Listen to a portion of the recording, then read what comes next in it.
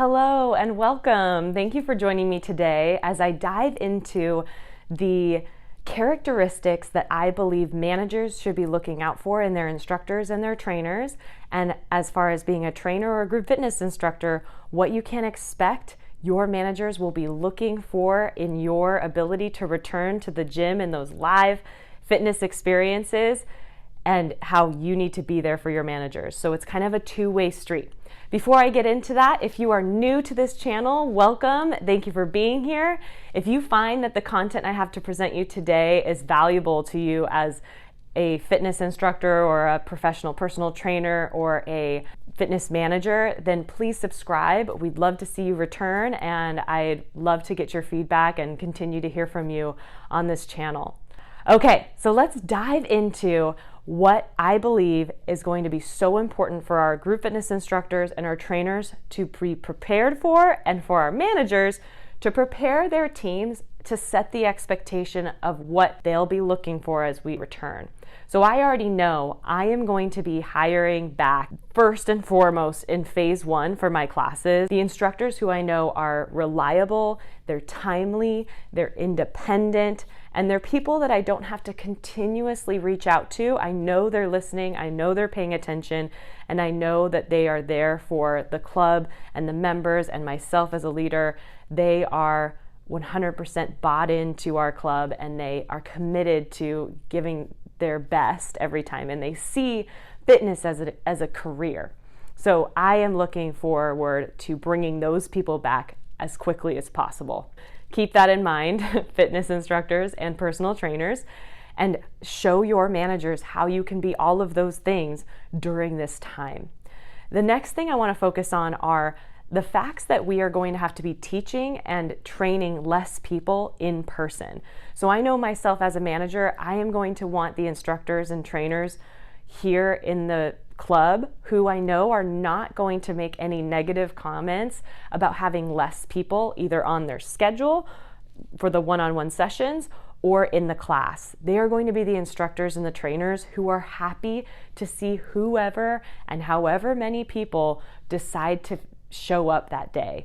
And we are going to be battling between virtual and live experiences. Not that they're going to be competing against each other, but if we want people to feel comfortable and safe still being a member of our facilities, we have to give them those options. But if we're going to ask them to come in person and to risk that safety by showing up in person, no matter how clean you are, it's other people that people are worried about, then you need to level up your in-person experience. You need to make sure you're giving them the best, most connecting, most community-driven experience possible. Those instructors and those trainers who do not scoff or complain about the number of people they're seeing, they're the people who are just positive and excited to see whoever can show up or feels safe enough to show up that day, and how they can make those people feel important. I'm also going to be looking forward to the instructors and trainers coming back that I know can be creative with less equipment and are able to be a leader of their class, and again, not complain about the fact that they have to use less equipment in order to make sure that we're able to clean things properly and that they don't have to take up as much space in the studio. That's going to be very important, that I can count on instructors and trainers who can show up, teach, train with less equipment, create an amazing experience, and not at all complain or create any negative atmosphere about not having the same amount of equipment they were able to use before. The other thing I'm going to be looking for is that they are able to lead their clients and to be a great communicator to the community of the club. So they're not afraid to be very professional and very, compassionate toward everybody as they come back into the club, and help them understand what is expected of them as a member and as a participant when it comes to cleaning down their equipment and to taking care of their space around them. I will also be making sure that are very timely with their classes and their schedules, because we are going to be changing the schedule based on how much time we can have to clean or sanitize the studio, and thinking about shifts of people entering and leaving the studio, so that valuable time is going to need to be just right so those trainers and instructors are finishing their sessions and their classes on time. So I'm going to be hiring back those instructors I can count on to do that. Of course, these people need to be responsible. They need to be the people who, as I mentioned earlier, never say, that's not my job. It's all about, being a team player, being there for each other, arriving early to your experiences, being prepared to potentially stay a little later and help out the facility with cleaning or organizing. And then the last thing I want to mention too, and I am taking this from Chris Stevenson, is his mentality of personal training and group fitness when it comes to visualizing as a customer, how when you go to like a Subway or a sandwich shop, they demonstrate physically and visually that they are clean and they have a system to keep your food safe.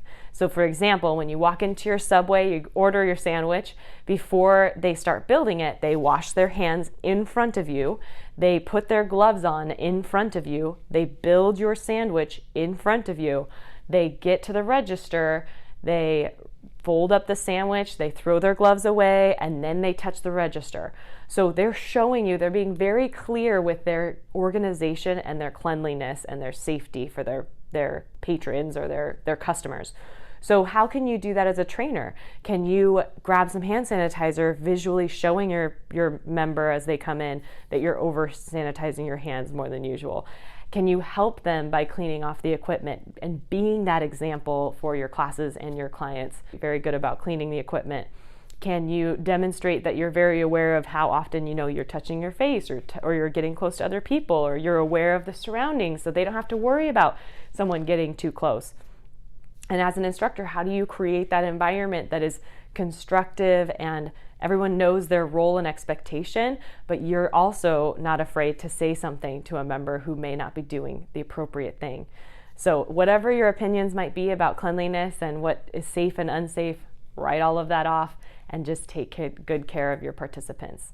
So those are the things we're going to be looking for as managers as you return to the club, as you return to teaching and personal training. And I know I can't wait to see my team. I cannot wait for them to be here, but I just do know that as we return, we're going to have some considerations to take and some definite logistics that are going to get very, very difficult.